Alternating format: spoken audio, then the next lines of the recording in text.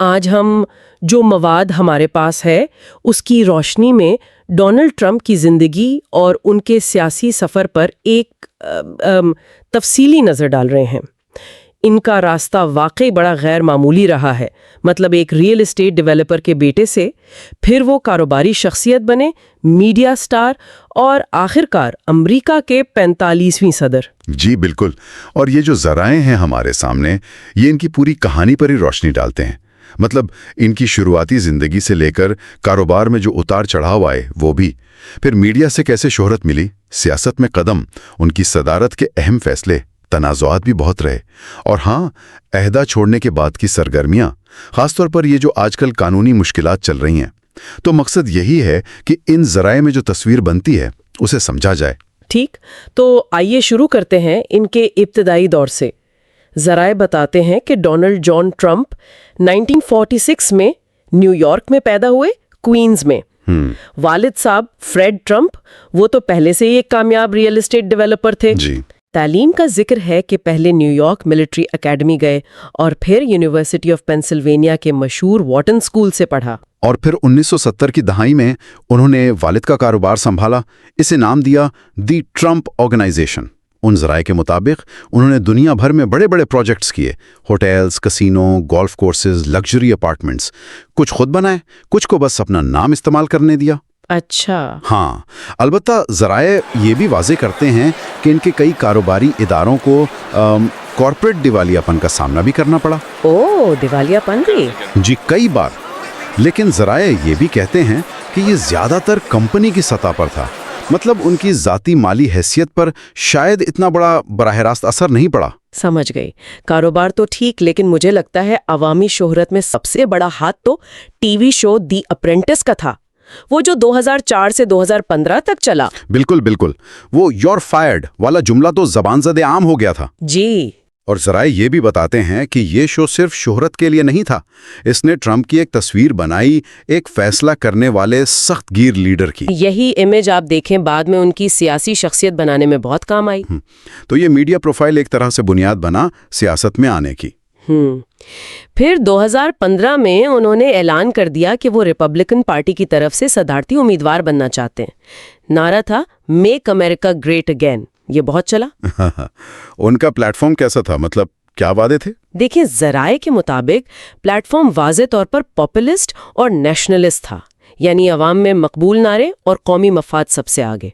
اہم وعدے: میکسیکو سرحد پر دیوار، سخت سرحدی سیکیورٹی، تجارتی معاہدوں پر نظر ثانی تاکہ امریکی نوکریاں واپس آئیں، اور دنیا میں امریکہ کا کردار زیادہ قوم پرستانہ بنانے کا وعدہ۔ اور پھر 2016 میں سب کو حیران کرتے ہوئے وہ ہیلری کلنٹن کو ہرا کر صدر بن گئے۔ یہ تو بہت بڑی اپسیٹ تھی۔ جی ہاں، واقعی حیران کن تھا۔ ذرائع یاد دلاتے ہیں کہ وہ کل ووٹ یعنی پاپولر ووٹ تو ہار گئے تھے۔ اچھا؟ لیکن امریکہ کا جو انتخابی نظام ہے، الیکٹورل کالج، جس میں ہر ریاست کی نمائندگی ہوتی ہے، اس میں اکثریت حاصل کر لی اور صدر بن گئے۔ تو ان کی صدارت یعنی 2017 سے 2021، اس دوران کیا بڑے کام ہوئے؟ ذرائع کئی اہم پالیسیوں کا ذکر کرتے ہیں۔ ایک تو وہ کئی مسلم اکثریتی ممالک کے شہریوں پر سفری پابندیاں تھیں۔ پھر 2017 میں ٹیکس میں بڑی کٹوتیاں، خاص طور پر کارپوریشنز کے لیے۔ ماحولیاتی اور مالیاتی قوانین میں نرمی کی گئی۔ چین سے جو سامان آتا تھا اس پر بھاری ٹیرف لگائے، اور وہ جو نیفٹا معاہدہ تھا اسے بدل کر USMCA لے آئے۔ اور عدالتی تقرریاں بھی تو تھیں۔ جی بالکل، بہت اہم۔ انہوں نے سپریم کورٹ میں 3 قدامت پسند جج تعینات کیے، جس کا اثر ذرائع کہتے ہیں امریکی قانون پر کئی دہائیوں تک رہے گا۔ لیکن صدارت آسان نہیں رہی، تنازعات بہت تھے اور 2 بار مواخذے کی کارروائی بھی ہوئی ہے نا؟ جی ہاں، ذرائع بتاتے ہیں 2 بار مواخذہ ہوا، یعنی کانگریس کی طرف سے صدر کو ہٹانے کی کوشش۔ پہلا 2019 میں یوکرین کے ساتھ کچھ معاملات پر، اور دوسرا 2021 میں وہ جو 6 جنوری کو کیپٹل ہل پر حملہ ہوا تھا اس کے بعد۔ لیکن دونوں بار وہ بچ گئے۔ جی، ایوان نمائندگان نے تو مواخذہ منظور کیا، لیکن سینٹ نے دونوں بار بری کر دیا۔ پھر آئے 2020 کے انتخابات، جس میں وہ جو بائیڈن سے ہار گئے۔ اس کے بعد کیا ہوا؟ صورتحال تو کافی کشیدہ ہو گئی تھی۔ بہت زیادہ۔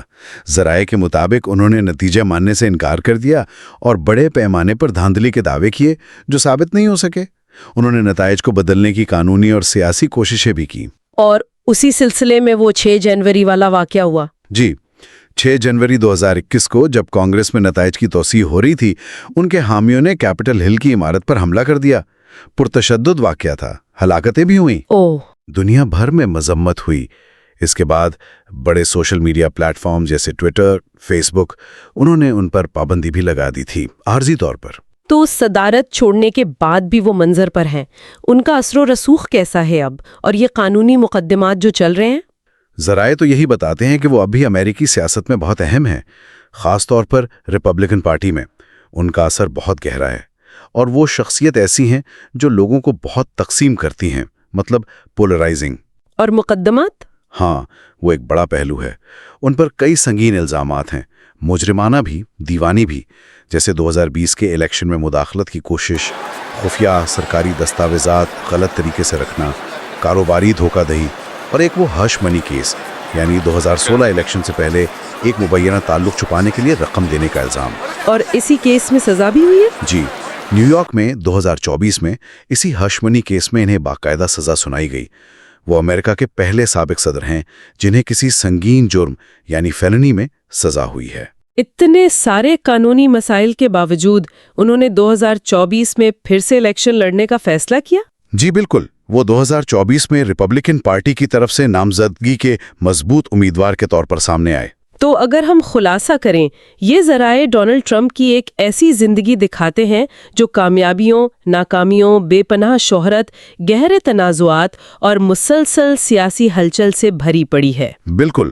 اہم نکات اگر دہرائیں تو ریئل اسٹیٹ کا پس منظر، دی اپرینٹس سے ملی عوامی پہچان، میک امریکہ گریٹ اگین نعرے سے 2016 کی حیران کن جیت، پھر بطور صدر ٹیکس کٹوتیاں، عدالتی تکراریاں جیسی پالیسیاں، 2 بار معاوضہ ہوا، 2020 کی شکست اور الیکشن پر سوالات، اور پھر صدارت کے بعد یہ سنگین قانونی مقدمات، حتیٰ کہ ایک مجرمانہ سزا بھی۔ بلا شبہ ان ذرائع کی روشنی میں دیکھیں تو وہ امریکی تاریخ اور سیاست میں ایک بہت ہی پیچیدہ اور متنازع شخصیت ہے۔ جی، اور یہاں ایک سوال ذہن میں آتا ہے جس پر شاید سامعین خود بھی سوچنا چاہیں، وہ یہ کہ ذرائع کی بنیاد پر آخر یہ کیسے ممکن ہے کہ ایک سابق صدر جن پر اتنے سنگین قانونی الزامات ہوں، ایک میں سزا بھی ہو چکی ہو، وہ پھر بھی عوام کی ایک بڑی تعداد کی حمایت کیسے برقرار رکھے ہوئے اور ملکی سیاست پر اتنا گہرا اثر کیسے ڈال رہے ہیں؟ یہ ایک ایسا نقطہ ہے جس پر یقیناً مزید غور کیا جا سکتا ہے۔